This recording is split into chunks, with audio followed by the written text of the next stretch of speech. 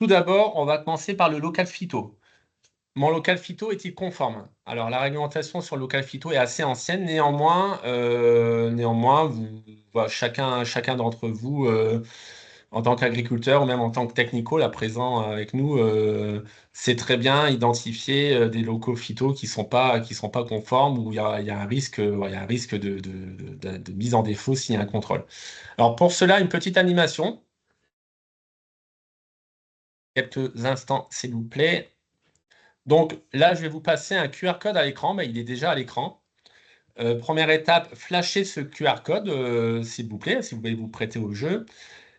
Et ensuite, répondez à la question, d'après vous, quelles sont les règles à respecter pour le local phyto? Donc, vous pouvez noter à chaque fois un mot, par exemple, déjà une première règle, aération. Vous pouvez noter aération et les règles qui vous passent par la tête.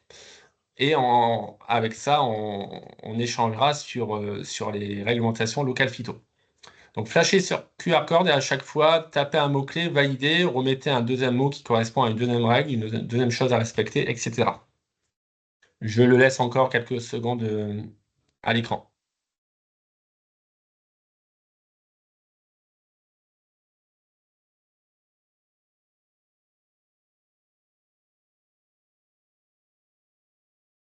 Du coup, on a deux mots à l'écran. Alors, deux mots, du coup, peut-être la même personne ou deux personnes. N'hésitez pas, je remets quelques instants le QR code, n'hésitez pas pour les autres à ressaisir des règles de rangement, des règles d'entreposage de bidons, de conception, etc.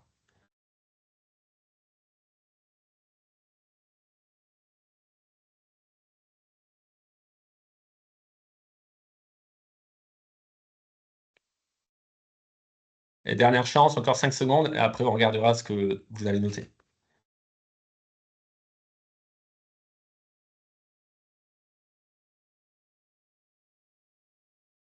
Alors, les mots qui apparaissent, vous pouvez continuer à noter si vous voulez, hein, vous avez toujours l'interface qui s'affiche. Donc, ce qu'on va faire avec Julie, on va prendre chacun des mots que vous notez, que vous avez notés, on va interagir sur l'argumentation. Donc, honneur aux dames, Julie, voilà, tu peux te prendre un mot, si j'ose dire, et expliquer un petit peu la règle associée. Oui, par exemple, je vais rebondir sur On l'affiche. t'entend pas, Julie, je crois. Allô? Ouais,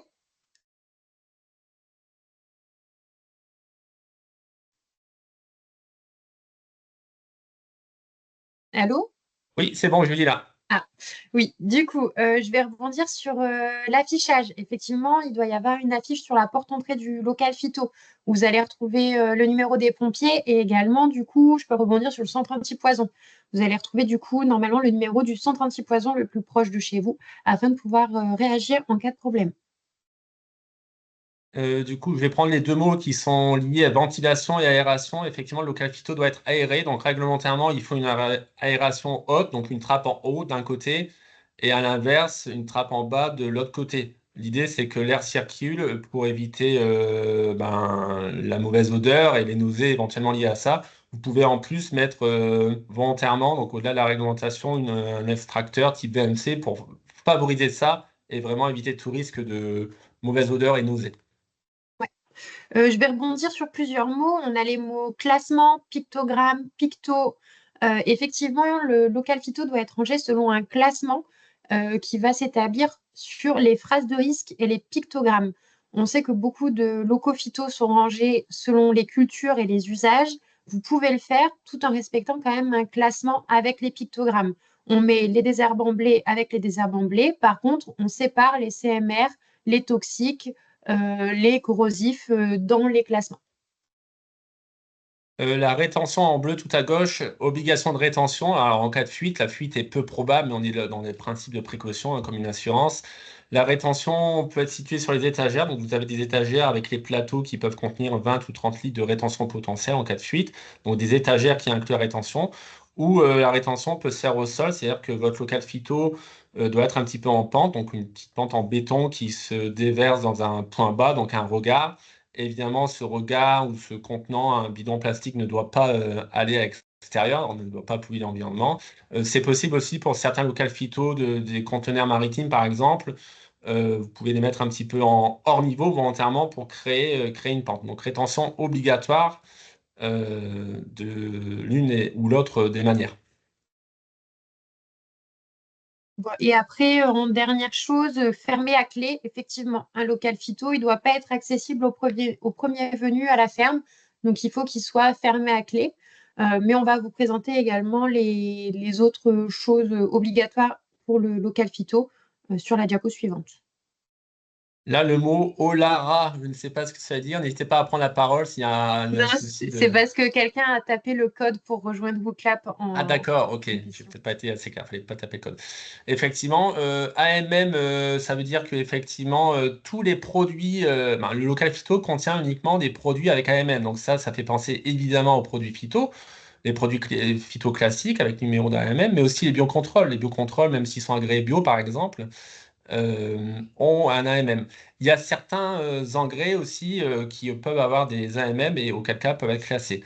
Il est interdit de, même si elles contiennent des phytos via les traitements de semences, des semences ne peuvent pas être dans le local phyto. On a fait le tour des mots à l'écran là, Julie? Oui, il y a PPNU qui vient d'apparaître. Donc, Ok. c'est les produits en fin d'usage qu'il faut classer à part et ensuite détruire lorsqu'on n'a plus le droit de les utiliser. Effectivement, mais on peut passer au récap global, je pense. Oui. Oui, je vais prendre une prochaine règle qui s'affiche à l'écran. Vous avez à droite en jaune 35 mètres des cours d'eau. Le local phyto doit être à plus de 35 mètres des cours d'eau. Bon, ce n'est pas forcément quelque chose qu'on a en tête, ça, mais c'est de la réglementation aussi spécifique. Tout à fait.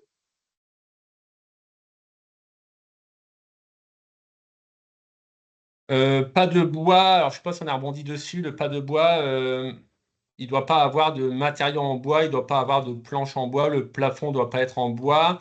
Ce qui peut être toléré, c'est quand vous avez une livraison de phyto en palette, ce qui peut être toléré, c'est que la palette en bois soit recouverte d'un film plastique, etc. Mais normalement, pas de bois. Après, on n'a pas abordé tout à l'heure dans le nuage de mots, mais effectivement, vous devez avoir la possibilité d'absorber les fuites. Donc, il faut qu'il y ait un absorbant. Il faut également qu'il y ait la rétention, comme vous l'avez souligné tout à l'heure, et la présence d'un extincteur afin de pouvoir réagir à toute possibilité.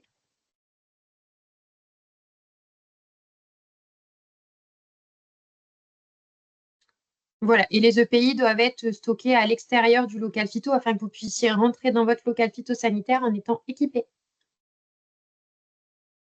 On peut peut-être arrêter pour les principales règles. Vous aurez de toute façon en présentation, il y a d'autres règles plus, pas anecdotiques, mais ouais, peut-être moins connues. Vous pouvez relire ça à tête reposée.